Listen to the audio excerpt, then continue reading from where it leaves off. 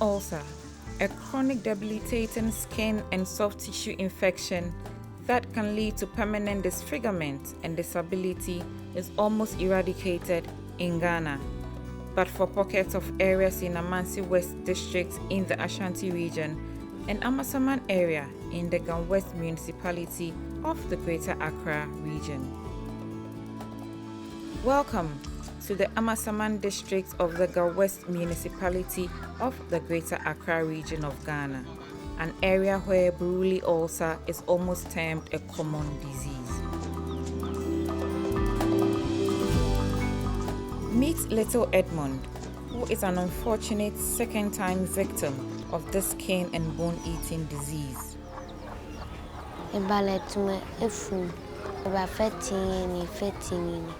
Imbile ye bien ne ba mo la fiuko ti la ne ba mo no mi hia agbena se mi ba mo ni le hu o jema saken kele ya hospital on kele je hospital sia hu ni ba mo chichi le mo chichi ni le hu ba fun wa o se mi na ga shi hia e ba shi ne ba mo ni mo kra o saken ke ya hospital ne hospital ni ke ti hu o ti akotia sidam hospital o Germany saka ke ka phone ni e be kan chichi e yenoko ni e ba sa etwie e ba nya effectile o Germany mu pene na phone ni e ona phone awon transfer kan han himbe ni hu eti ifefe ba ne na ngbe awon transfer ka ba masama.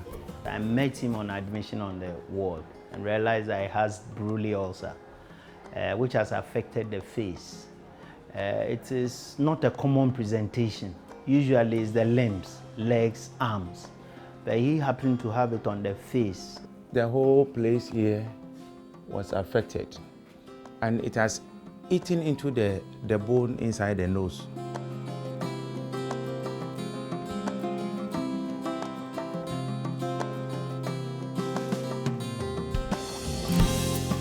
Buruli ulcer is a disease condition that affects mainly skin.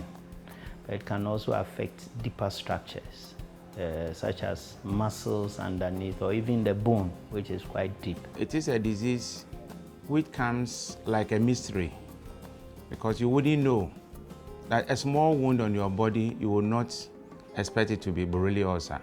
But eventually, when it's tested, you might find the organism in it. It's caused by a germ or a bacteria with a long name, Mycobacterium ulcerans. It's similar to the bacteria that causes tuberculosis. But Buruli ulcer affects mostly the skin, and then when it complicates itself, it moves down to affect the nerves, can affect the bone as well. So if you are not lucky and it finds itself on the joint, you may end up by losing the joint, or the joint becomes contracted. It is a bacteria that lives in the environment. It is not found in human and passed on from one human to the other. And we have found out that some of the communities that are closer to the rivers are almost always having the problem. It's found more in places where the environment has been degraded. Sand winning, mines, not taking into consideration all the environmental factors. So all this will then get the germ into you through a small cut.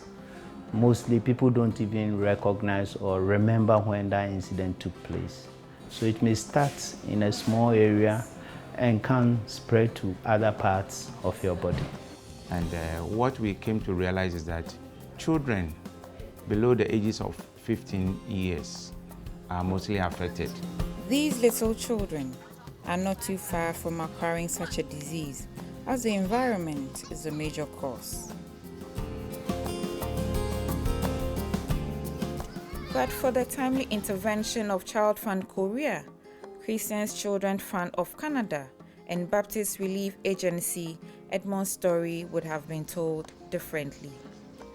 Little Edmund's education and social life was deeply affected by this terrible disease. Fane bene hela femi nyema dipo nyema she nyema ya school afie tene ya ku school fane bene hela mokomi yenyanyo meni nkana so Fani ila ba mommy me ba Macedon. The interesting thing about him was that looking at him, you could realize that it has affected the bone of his cheek. And we needed confirmation. So I asked for the CT scan, which is a special investigation to see what was happening in the bone. But the father could not afford that. So it took a while. Then I was told some people were going to sponsor that. We realized that the bone was involved, infected, and completely dead. So that bone had to be taken out. Once it was taken out, it left a hole on the left side of his face. So literally you could look into his nose from his face without bending or doing any maneuver. It required that we bring him here in Kolebu so that he could have the special surgery where, as a reconstructive procedure, we took skin and some tissue from his forehead. And then place it here for him so that it could not affect his eye. Because if it affects the eye, flies will be sitting on it, the eye will dry, and eventually he will lose his sight. So that was the main reason why this operation was done, to save him from having that problem. I can say that he has had a very good outcome for the assistance he received. I'm sure he'll still be walking around with literally a hole in his face.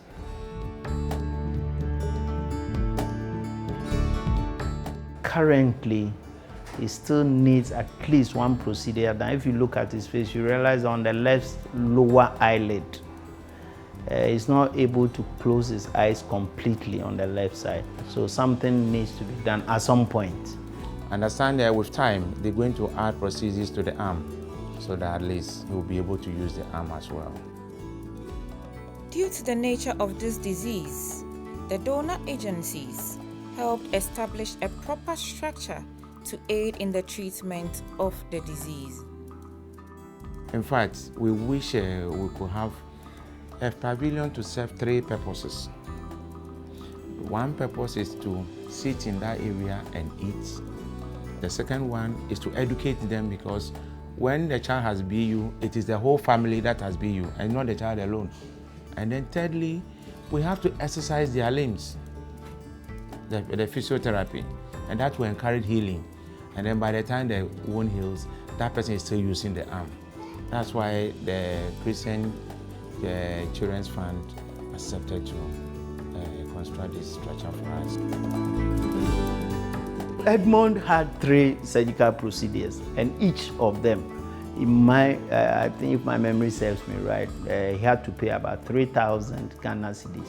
So in Amasaman, where I go once a month, it's usually projects or programs sponsored by individuals, by organizations. They pay for the surgery.